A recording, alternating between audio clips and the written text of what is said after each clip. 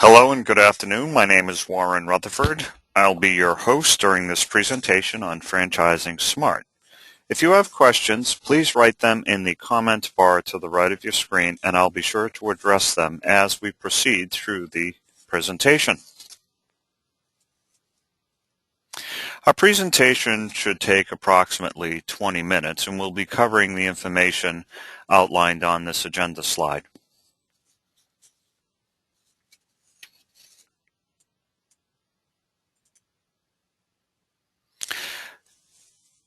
When looking at business opportunities, Yogi Berra's famous quote is appropriate here. Let's look at the first road. You might decide to stay the course, find a new job and have no surprises, and experience serial employment or, in some instances, unemployment.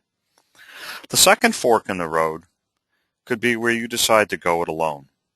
You start an independent business where the failure rate is very high, or you can buy an existing business where the odds are better because you get to see the financials. And the question I'd have for you there is, are you properly trained and do you have ongoing support? The third fork in the road is to decide to partner with the success, join a franchise organization that's established and verified, and which have 90% plus success rates amongst existing franchises. The choice is yours. Here are some statistics about franchising. Did you know that franchises occur in almost all industries within the United States? And most are quite successful. Yes, there are alternatives to fast food chains.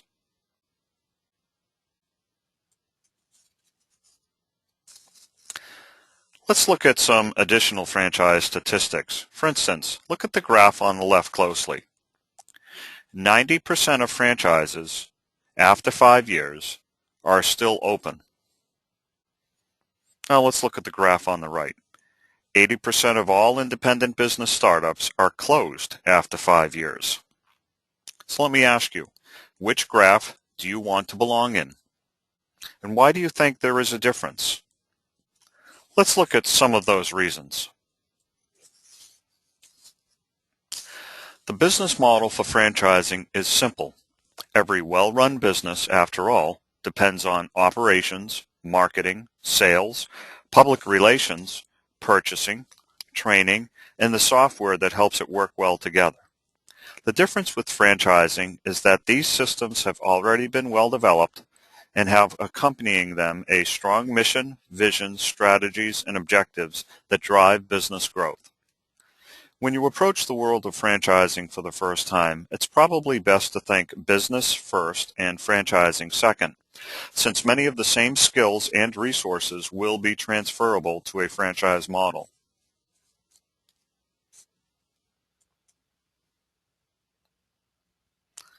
It starts with attitude.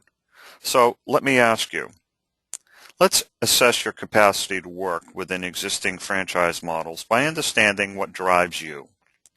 For instance, if you know you're great at problem solving and the franchise owner's role requires you to be great at sales and understanding a prospect's motives, it could be that your talents won't match the franchisor's needs. However, if you are great at selling, establishing relationships, and getting things done, and the franchise owner role requires that, well, that could be a great match and a good fit. I've highlighted some opposites to illustrate when mismatches between talents and non-talents occur, and by extension, when success and non-success occurs. Think back to that chart. Look at what talents, behaviors, and values you have and what's required by the franchisor to successfully implement their business model.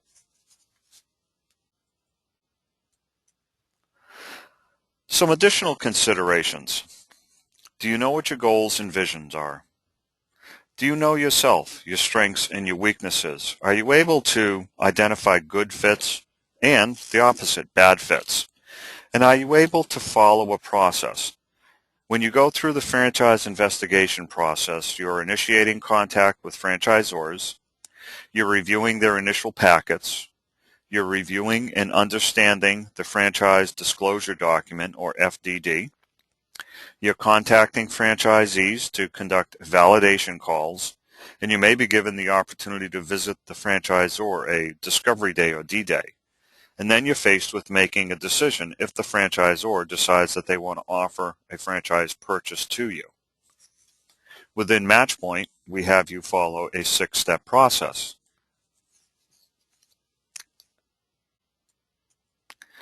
Finally, can you work within a system? Are you an entrepreneur?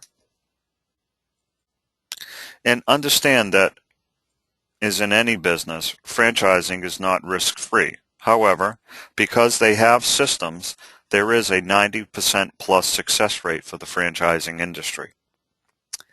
And when you're working with others, working with the franchisor, employees, vendors, and customers, buying a franchise is much like getting married. It's a legally binding contractual relationship that can range anywhere from 10 years, some up to 20 years. And how do you manage your false expectations?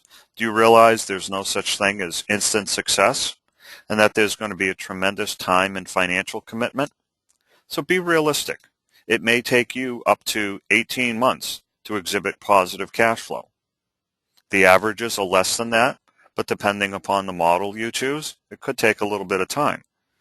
And with respect to leading and managing a business, do you have previous business experience in this area? And have you adequately assessed your abilities to run a business, all aspects of it? Where do you know you're great? Where do you know you need help? And finally, considerations to put in play are the fees. All franchises have a franchise fee, which is a one-time upfront fee that covers the cost of training you. And then on an ongoing basis, they'll have some type of royalty fee, a monthly or weekly payment.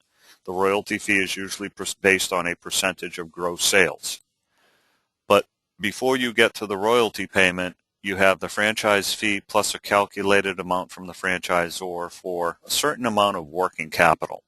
And that working capital is a fixed amount that the franchisors have identified is absolutely critical to have in order for you to be successful in the business during the first 1.5 to 2 years of the franchise ownership.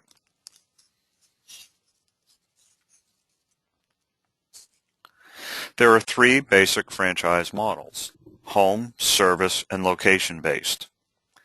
In each of the first 2, business-to-business or business-to-consumer opportunities are there. In the home-based, you're typically out and about visiting with customers and servicing customers. A service-based business is also available for business-to-business or business-to-consumer, and there you're pursuing warm leads that are generated for you through a marketing account normally. And last but not least, the location-based, which many of us are more familiar with because we see the storefronts, we see the name of the business, and they could be simple retail or a little bit more sophisticated retail where inventory is required. All of them work in a variety of different geographic markets, and all of them work with a specific type of individual in mind to operate and own the franchise. Next, we have financing. Your typical bank loan is 80% down, 80% loan to a 20% down standard. It requires collateral, which in many instances is a home, unless you're purchasing property. In that instance, the bank would have the purchased property as collateral. Or you could tap into your retirement or 401k account, set up a C corporation, give money from your retirement fund to that corporation, and use that capital to purchase the franchise. It's no tax penalty and approved by the federal government in the United States. Then there's partnerships and investors and money from family and friends. In certain instances, you may qualify for a small business administration loan or loan guarantee. And I should note that increasingly, franchisor financing and private capital lending, non-bank lending, is available. Think about how you might want to finance the acquisition of a business. A little bit about MatchPoint. We offer a free service to people who are thinking about getting into a franchise business of their own. The company was founded with a single purpose: to allow normal people like me and you, the same tools, techniques, and coaching for finding a franchise that are usually restricted to the franchising's inner circle.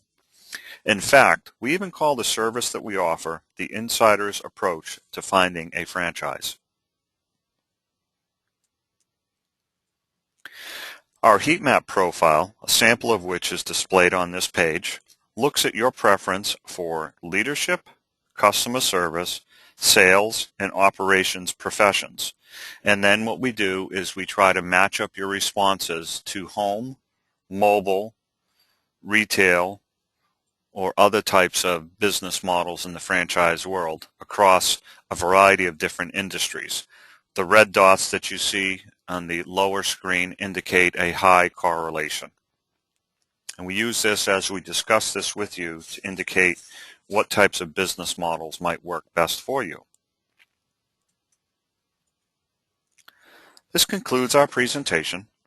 I pasted this hyperlink in the comment section for you to take our complimentary heat map profile. Copy it now so you can go to it after our presentation's over. And once you complete it, I'll give you a call and go over the results with you. I'm sure you'll be fascinated with what you learn about your preferences for sales, leadership, customer service, or operations.